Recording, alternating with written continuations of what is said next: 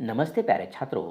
आज के इस वीडियो में हम लोग हिंदी एवं भारती कक्षा 12वीं पाठ क्रमांक 8 सुनो किशोरी लेखिका आशा रानी होरा इस पाठ का 5वां भाग देखते हैं। पहले 4 भागों में हमने लेखिका का परिचय, विधा परिचय और कुछ परिच्छेदों का अध्ययन किया है। लेखिका को अपनी बेटी की दो तरफा अधिकार की बात उठाना अच्छा लगा हुआ है। इसके बाद परंपरा और रूढ़ी के अंतर को स्पष्ट किया हुआ है। बदलते वक्त के साथ सोच समझकर नए मूल्यों को स्वीकारने की बात भी लेखिका समझाती है। सुगंधा की सहेली रचना के माध्यम से संपूर्ण नई पीढ़ी को नए मूल्यों के बारे में समझाती है।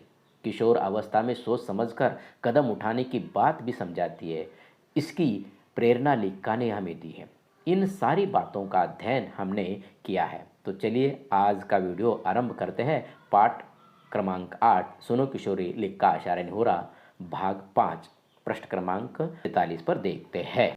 बच्चों आप अपनी किताब में या स्क्रीन पर देख लीजिए। कॉलेज जीवन की पूरी अवधि में वे निकट मित्रों की तरह रहकर एक दूसरे को देखे, जाने, जांचे परखे, एक दूसरे की राह का रोड़ा नहीं, प्रेरणा और ताकत बनकर परस्पर विकास में सहभागी बने। फिर अपनी पढ़ाई की समाप्ति पर भी यदि वे एक दूसरे के साथ पूर्ववत लगाव महसूस करें, उन्हें लगे कि निकट रहकर सामने आई कमियों गलतियों ने भी उनकी दोस्ती में कोई दरार नहीं डाली है, तो वे एक दूसरे को उनकी समस्त खूबियों कमियों के साथ स्वीकार कर अपना ले।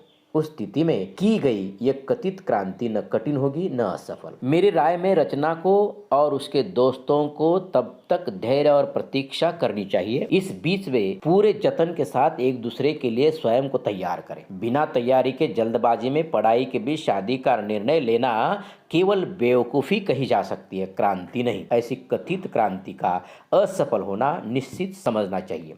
इतनी जल्दबाजी में तो किसी छोटे से काम के लिए उठाया छोटा सा कदम भी शायद ही सफल हो। यही तो जिंदगी का अहम फैसला है। बच्चों इस परिच्छेद में एक मुहावरा आ चुका है, राह का रोड़ा बनना, अर्थ है उन्नति में बाधा बनना। ठीक है, पढ़े हुए परिच्छेद का स्पष्टीकरण देखते हैं, अच्छी तरह से ध्यान दीजिए। लेखिका इस परिच्छेद में कहती है कि महाविद्यालयीन जीवन में इस आयु के लड़के लड़कियों में निर्णय लेने की क्षमता न होने के कारण या क्षमता विकसित न होने के कारण वो प्यार वार के चक्कर में पड़ते हैं। लेखिका कहती है कि सामने वाले के बहकाव में नहीं आना चाहिए, बल्कि मित्रों की तरह रहकर एक दूसरे को देखे, परखे, समझे, साथ ही एक दूसरे के पढ़ाई में विकास में बाधा न बनकर एक दूसरे की प्रेरणा ताकत बनकर परस्पर विकास में सहभागी बने। और पूरी पढ़ाई खत्म होने के बाद एक दूसरे के साथ रहकर एक दूसरे की खामियां गलतियां मालूम होने पर भी आपकी दोस्ती में दरार न आई हो, और साथ ही एक दूसरे की खामियां समस्त खूबियों के साथ स्वीकार कर अपने परिवार को बताकर उसे अपना जीवन साथी बना सकते हो। लेकिन इन सब का विचार न कर जल्दबाजी में पश्चिमी मूल्यों को आदर्श मानकर बगावत कर अपना निर्णय लेते हो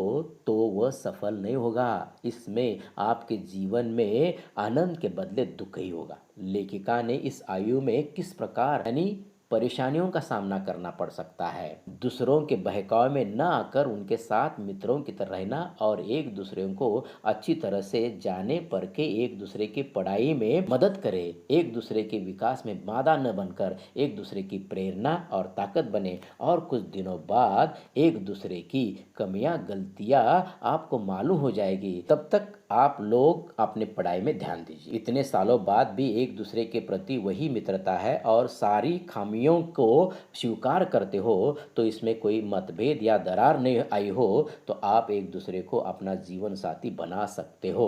बच्चों इस आयु में कोई भी कदम उठाने से पहले सोच समझकर कदम उठाना चाहिए। कोई भी निर्णय लेने के पहले आपके माँ बाप का चेहरा सामने लाना और देखना, जो हमारे सपने सजाने के लिए उसे पूरे करने के लिए वे दिन रात मेहनत करते हैं, जो माँ हमारी चीज़ें बनाने में हमेशा व्यस्त रहती है और बाप काम से आते वक्त हमारी पसंद की चीज़ें लाते हैं और बच्चों के चेहरे का आनंद देखकर अपनी थकान भूल जाता है। इतना ही नहीं, अपने बच्चों के उज्जवल भविष्य के लिए कठिन से कठिन प्रयास भी करते रहता है और बच्चों के आंखों में बुढ़ापे की खुशी देखता है। इसीलिए बच्चों कोई भी कदम उठाने से पहले माँ बाप के चेहरे याद करो, गलत कदम उठाने पर उन पर क्या बीतेगी ये सोचना है। एक दूसरे को मित्र बनाने में या प्यार करने में कोई भी ऐतराज़ नहीं है, परंतु इसके पहले हमारी पढ़ाई और ध्येय को महत्व देना आवश्यक है। यही बातें लिक्का अपनी बेटी सुगंधा से कहती है। लिक्का अपनी बेटी के माध्यम से रचना को भी यह राय दे रही है कि वह तब तक धैर्य से प्रतीक्षा करे जब तक पूरे जतन के साथ एक दूसरे के लिए स्वयं को पूरी तरह से तैयार नहीं करते। बिना तैयारी के जल्दबाजी में पढ़ाई के बीच या पढ़ाई छोड़कर शादी का निर्णय लेना बड़ी बेवकूफ़ी होगी। ये कोई क्रांति नहीं, ऐसी क्रांति का असफल होना निश्चित है। ये जिंदगी का महत्वपूर्ण फैसला है, उसे सोच समझ कर लेना आवश्यक है। इस निर्णय से हमारे ही नहीं, अपने पूरे परिवार के सपने भी टूट जाएंगे। इसीलिए इस आयु की अवस्था में सोच समझकर कदम उठाना चाहिए। ठीक है बच्चों, दूसरा परिचय पढ़ते हैं। मैं समझती हूँ रचना की इस मूर्खतापूर्ण क्रांति में उसकी सहायता न करने का तुम्हारा निर्णय एक सही निर्णय है, पर तटस्थ रहना ही काफ़ी नहीं है। यदि रचना सचमुच तुम्हारी प्यारी सहेली है तो उसका हित अहित देखना भी तुम्हारा काम है, उसमें हस्तक्षेप करना भी। पर रचना को इसके लिए दोष देने व उसकी भर्त्सना करने से भी बात नहीं बनेगी, बिगड़ जरूर सकती है। हो सकता है कथित प्यार के जुनून में इसका उल्टा असर हो और वह तुम्हारी बात का बुरा मानकर तुमसे कन्नी काटने लगे। इसीलिए संभल कर बातें करनी होगी और सूझबूझ से बात संभालनी होगी। बच्चों, इस परिच्छेद में आए हुए कठिन शब्द का अर्थ देखते हैं। पहला शब्द है भर्त्सना, उसका अर्थ है अनुचित काम के लिए भला बुरा कहना। दूसरा शब्द है जुनून, पागलपन या उन्माद। और यहाँ एक मुहावरा भी आ चुका है, कन्नी काटना, बचकर निकल जाना। पढ़े हुए परिच्छेद का स्पष्टीकरण देख। लेखिका आशा रानी होरा जी ने सुगंधा को दोस्ती का धर्म निभाने को कहती है। वे कहती है कि रचना की मूर्खतापूर्ण क्रांति में उसकी सहायता न कर पाना तुम्हारा निर्णय सही है, परंतु बेटा रचना तुम्हारी प्यारी सहेली है, दोस्त है, और दोस्त का परम कर्तव्य होता है कि दोस्त गलत रास्ते पर जा रहा है तो उसे सही रास्ता दिखाना चाहिए। इसीलिए सुगंधा तुम्हारा तटस्थ रहना काफ़ी नहीं है, बल्कि अपनी सहेली का हित अहित देखकर हस्तक्षेप कर सही राह बता देना ये तुम्हारा काम है। ऐसे समय में केवल रचना को दोष देना या उसे भला बुरा कहने से बात नहीं बनेगी, बल्कि वो बिगड़ जाएगी। क्योंकि बेटा रचना ऐसी स्थिति में आ पहुंची है कि उसे किसी की भी बात सुनाई नहीं देती सिवाय उसके प्रेमी की। माँ बाप की भी बात अच्छी नहीं लगती, माँ बाप उसे अपने सबसे बड़े दुश्मन लगते हैं, वे बगावत पर उतरते हैं।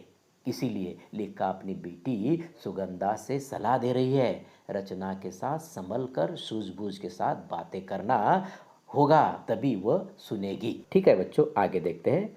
दोष अकेली रचना का है भी नहीं, दोष उसकी नासमझ उम्र का है या उसके उस परिवेश का जिसमें उसे संभल कर चलने के संस्कार नहीं दिए गए।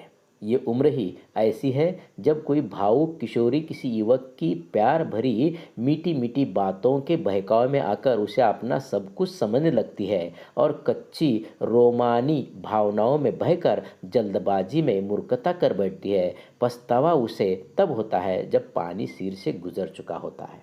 इस परिच्छेद को समझते हैं।